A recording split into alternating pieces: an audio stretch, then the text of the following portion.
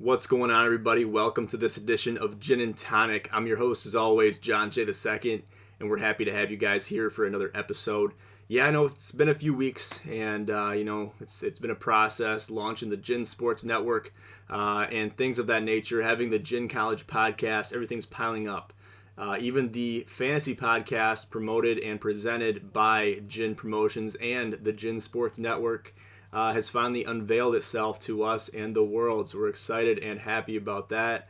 But basically, in a nutshell, lots going on. A lot of busy things, a lot of busy bodies working together to make the dream work, to make it happen. And we couldn't be more fortunate. But in saying that, we're very busy too. So that's no excuse to not bring you the gin and tonics you need, that you thirst for, that you hunger for. But that's just a little bit of my excuse to attribute that to whatever happens going forward. So let's get into this episode. Let's talk about the topic at hand. So today we're talking about sports betting. Surprise, surprise, I know. But today in Connecticut, United States, they opened their doors and accepted their first sports bets, legal sports bets, placed in their sports books in their home state. Now, Connecticut, they were passing legislation. They had some conversations within the governmental realm to basically pass legislation to make this happen. But unfortunately, in times past, in sessions and things of that nature, they have failed to do that. Until today, they have passed legislation, they have legalized it, and they're able to market it. So let me just kind of give you guys a little quick disclaimer on why states legalize sports betting. Quick fun fact, only 20 states out of the 50 have legalized sports betting. Sounds kind of crazy, right? Now, a lot of you guys watching this show, you have sports betting in your state. It's legalized. It's something that's commonplace. It's normal in your state. Now, this isn't the case everywhere. Now, we had our ways back then. We had Bovada. We had, our own hometown bookies. We had things of that nature. We made it work. We still sports betted. We still studied the spreads, even before they legalized it here in Michigan. But now it's becoming easier and easier to do that based on, these different apps, these different sports books that are coming out that are, basically at your fingertips. You can go into sports books at casinos in your own state to bet. And it seems something that's normal now. And the reason states do this is because they're collecting a little cut on every single one of those bets based on the sports book that allows them to work and make money and profit in your state. So places like FanDuel, DraftKings, Caesar Sportsbook, MGM, just to name a few. Now, these companies, these sports books, are working and operating in these states under the legislation that is passed within that state. So it makes it legal to do it, but the state is collecting a cut.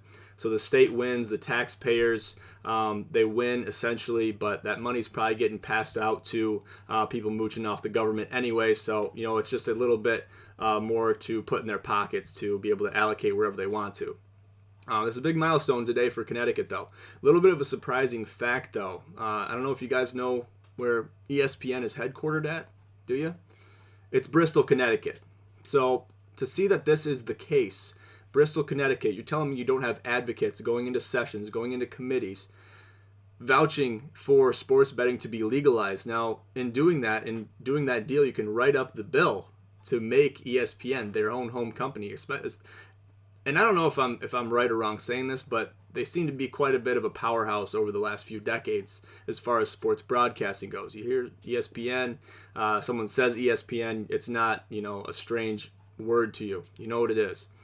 So to have them not vouch for that and push for it to be a thing before now, because essentially the wave of sports betting, it's still here, it's still alive and well, but the novelty of having sports betting in your own state, it's somewhat worn off. It's past us. Last year was the year to really, get hype about it. It's still time to get hype about it. I understand that. But to see them not advocate and vouch for that, it's kind of surprising to me. So don't want to cut this episode too short, but I kind of want to talk about some sports betting IQ stuff. Talked about this on my show last night on the Gin Sports Network podcast. We'll get into it a little bit more tonight, talking about betting IQ. And I'll just kind of review what I talked about. So when I talked about constructing a parlay, you want to make sure you're sticking to props, you're sticking to money line bets, spread bets, or over-unders. Okay, you don't want to really mix things up, and you're kind of, comparing apples and oranges, and you're calling them oranges or you're calling them apples, even though there's multiples of different kinds of bets in there. So keep them separate. If you're going to do a 3 to 5 legger, which I usually promote, I advocate for. Do a 3 to 5 legger, money line bets, spread bets, over-unders, props, first to score. You can do last to score. You can do, first drive outcome. You can do, over-unders for the half. You can do, passes completed for the half or the whole game from a certain quarterback or whatever. There's different prop bets that you can throw in there. And those different prop bets, they go well together. It's kind of like alcohol. Jim Brewer did a great skit on it, talking about how the same types of alcohol, they get along together. When you compare and combine beer and liquor, for example, they don't mix. So the similarity to comparing beer to liquor and combining the two would be similar to, throwing a money line bet and a prop bet in a parlay. Now you can do it, they'll let you do it, but it's probably not going to end up too well for you because your mind's in different places. Okay, what am I analyzing from past games to this game?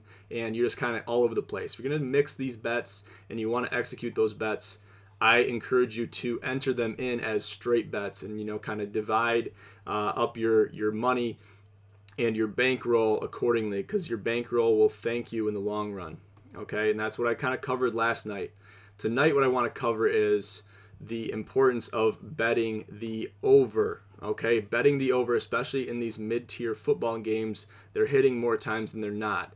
And statistics are showing that. Now, obviously, if you see an over-under in the 70s, like I took last week, I think the over-under was like 79.4. The other one was 75. I took the under on those, and a little bit of a gamble. Had a little bit of a hunch. So that's a lot of work for each team to put in to allocate and to get that many points. You basically got to score 40 points a team. Or if you're not scoring 40 points for each team, you're going to have to, have a team score more than that and have the team score less. So it's gonna take a lot of work, takes a lot of points, takes a lot of confluence, takes a lot of chemistry going on offensively to make that happen. And you don't see that too often, especially these mid-tier teams like UNLV, even UCLA. They can put points on the board, but you're not going to see 70, 80 points in an over unless the other team's just putting points on the board like it's nobody's business.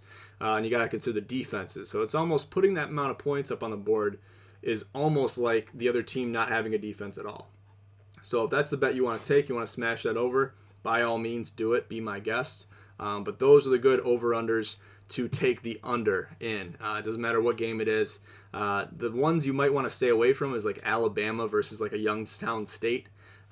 Stay away from that, because if Youngstown State could score a touchdown by the grace of God, you better believe Alabama's going to be putting up at least 65, 70 themselves. So things to be careful of, things to watch out for, and I'll be releasing a lot more betting IQ tips going down the road throughout the football seasons, both in NFL and college, and eventually leading us into the college basketball landscape, along with NBA. But we got NHL now, we got the postseason in MLB.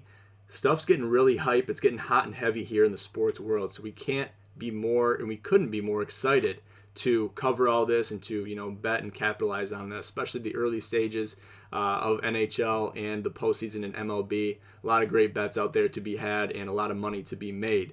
But I'll leave it at that, guys. Getting a little long-winded. Stay tuned for the next episode of Gin and Tonic, and stay tuned for the Gin College podcast coming at you live tomorrow, Friday, around 3 o'clock-ish, 4 o'clock, might even be 5:30. Who knows? I'll let you guys know tomorrow. But either way, it'll be live on Apple Podcasts and Spotify, and wherever you find your podcasts, you can find this one. So stay tuned, and I'll be in touch with you guys very soon. But for now, I'm your host, as always, John J. II. Have a great night.